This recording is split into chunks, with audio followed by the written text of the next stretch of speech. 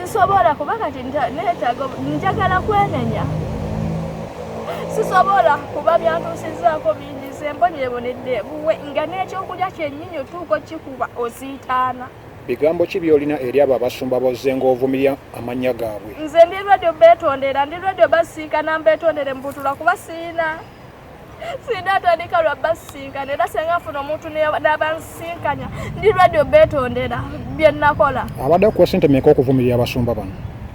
Ate abadde ampa mmeka? Just facilitation. Ekitegeera buli wiiki abadde ampa emitwalo 5 sijja balimba ye abadde azimpa naye ng'era luusi za bulumi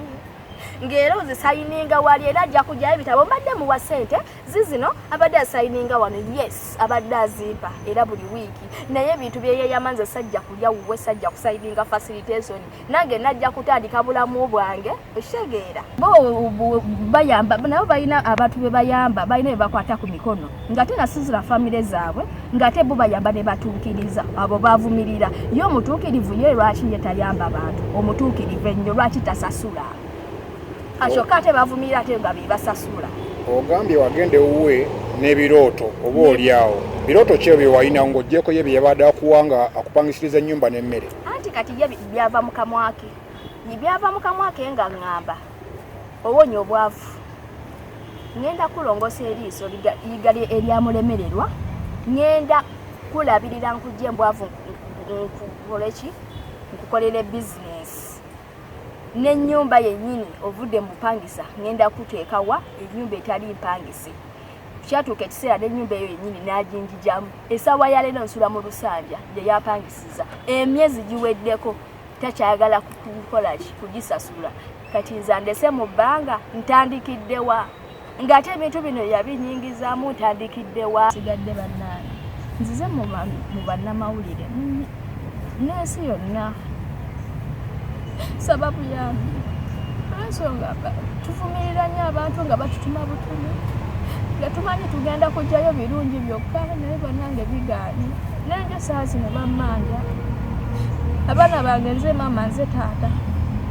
tulidde mu mbeera embi sijja balinda mbeera ye yantuusa ku ekyo nenjogera ebibi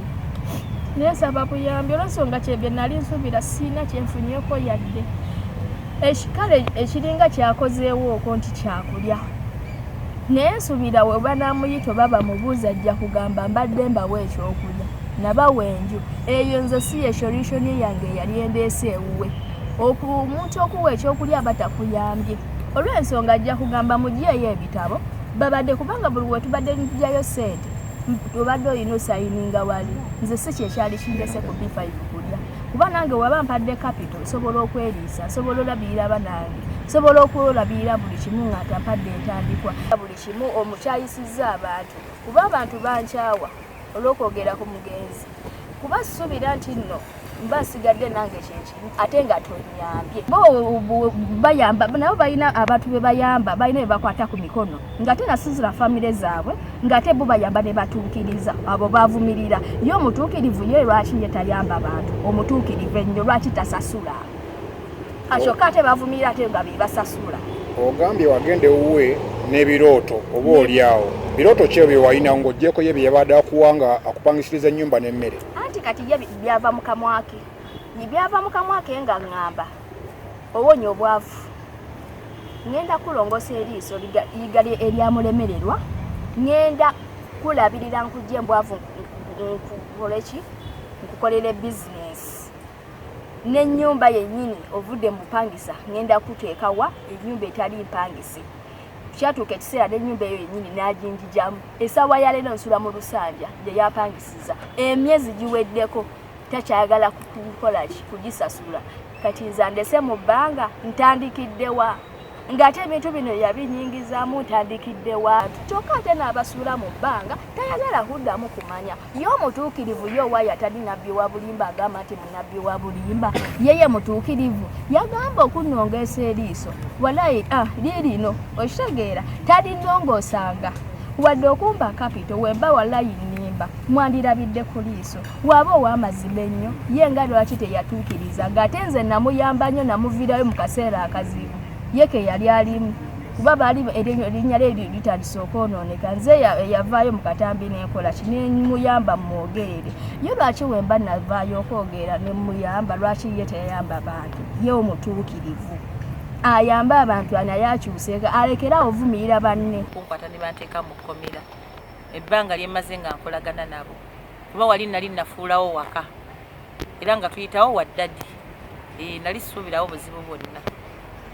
Oyogedde nti yali akozesa okuwa obujulizi obw'ekikiryayo enjo kiyita bujulizi nga ki?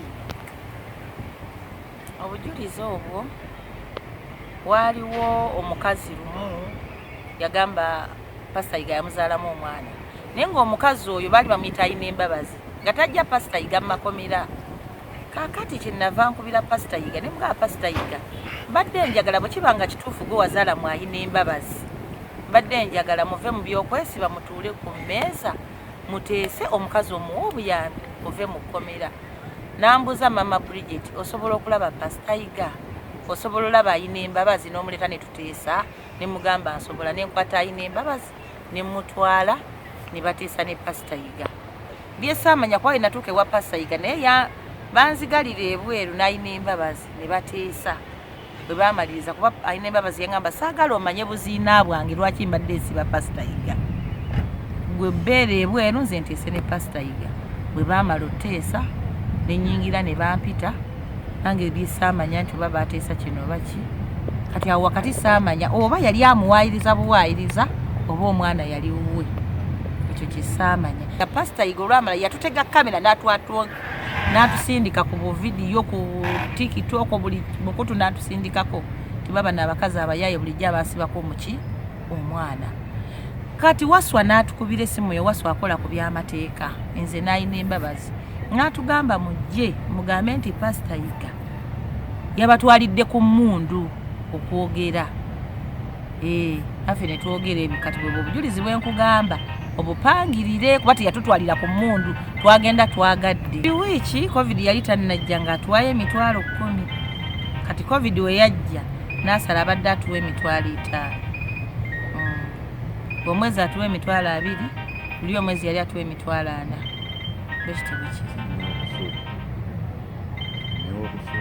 nawe okusula kuba okujja okunoonya baategera nti brother Ronnie bwe yali ku ATM church wano ewuwe najjangayo nga nze ndi mukyalo omunaku nga tutundirawo obutambaala era bwe yambuza naŋŋamba omanyiyo bulungi konze ye bwe twatukanga akawungezi nga tukkirira emmanga nga tusaba nga tudda ekiro nga tumaliriza okusaba naŋŋamba wali ogenzeyo era bwe bamukulaga omumanyi bulungi konze ye kyona osobola okumulumiriza ne mugamba nja kumulumiriza kyava ŋŋamba nti nno onoosobola okumulumiriza bulungi nti ye n'agamba gwe mulumirize ogambe nti nno yakola ki yakuzaalamu oyo omwana era takuwa buyambi. Era ne tugenda omwami gwe yaleeta omusirikale gwesimanyi gwesinza okuga naye nawulira bamujja kodi Kampala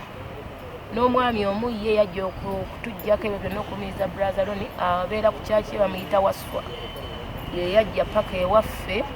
ewaka n'abalala be twalina bakuba bakuŋŋaanira wange buli omu naawe obujulizi ng'ayagala kulaba nti nno alumiriza brother Ronnie nti mufere nti bikipya naye ate nga tekisookedde ku brother Ronnie yekka. Ekyokubiri kyali kya Pastor Yiga eyafa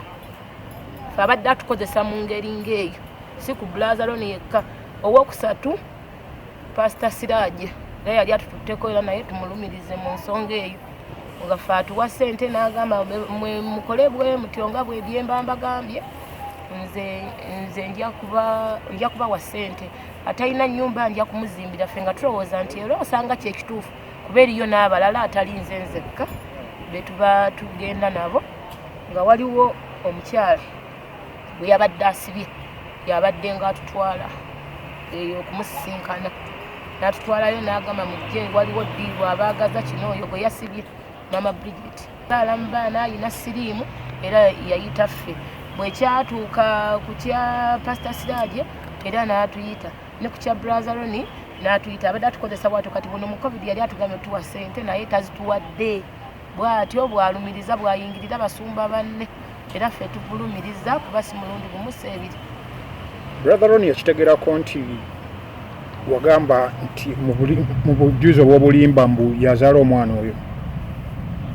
Takimanyi. Takimanyi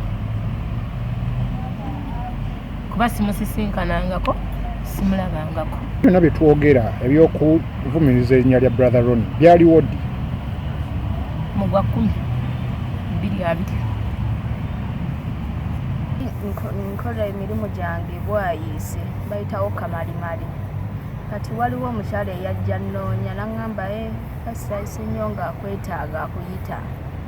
Ko ye eri ddiiru akwagaza ddiiru kutula ekintu kuba gwalina okikutula gwali mu katambi. Aka Pastor gundi ono omugenzi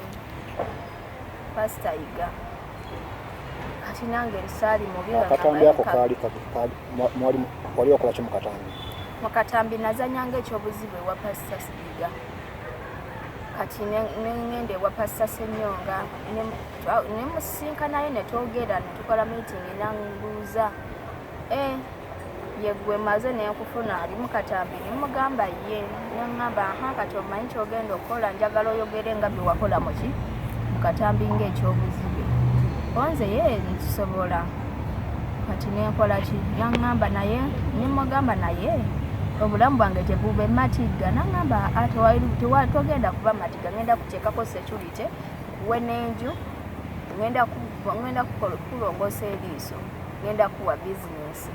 Onze ate munaye embeera yange teyali nnungi eri gye nali yali mbi sigulimba yali mbi. Kati neŋŋamba keefunye omugagga nkwata ku mukono nange neeyamye okola ki okwogera mu buli kimu n'agamba naye we tuva kusiga tudde ku Makabwayi tudde ku gundi Kafande tudde ne ku gundi omutaano kikulu mwerabidde erinnya naye kati kale twogereko abo nange saali mubi kuba munange naye noonya sente nga kubeera twasooka kuyiga banze naviira akaseera ke naviirayo tomanyi akatambi akataakalaba kuba bakalaga ku HBS ani kati kalakata nga Pastor Iga yakafa kuba nze we naviirayo kuba yayogera ku Pastor Iga ebikyamu kuba tebalangira mufu nange nenvaayo nenkola ki nenjogera ku Pastor nemuwolereza kuba yaŋŋamba njagala oyogere abantu banvumiridde nnyo njagala otereeza erinnya lyange nange saali mubi nga nkola ki nga ntereeza linnya lya Ssenyonga era we navaayo nenjogera tewali yaddamu vuma kuki ku Ssenyonga naye okuva we nabikola ebyo byonna wala sijja kulina embeera yagenda nenkola ki netuuka ngaekyokulya kya bulumi atuuse n'enju azitugyemu ez'obwereere ezize atuzizza mu Lusanja za kusasulira kati byanki emyezi 3 gimaze okugwako yeefudde atandise kugamba nti asiina ssente nange bina ebizibu biki kati neŋŋamba ye mutandika nga ebintu wabitugamba ye nga tewagamba kino eri ebizibu osubidde nze siina famire yange tewasanga na famire yange byeweeyamaku byonna onkoleddewo ki mbyebuuza nga nze kuba ye tatuukibwako ng'akwejjako